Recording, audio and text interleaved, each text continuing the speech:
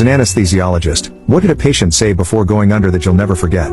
1. Many years ago at my hospital, a teenage girl was getting anesthesia for a procedure. She received the sedation drugs, then the anesthesiologist was supplying oxygen and told her big breaths. Big breaths. She smiled and said, I know, and I'm only 16.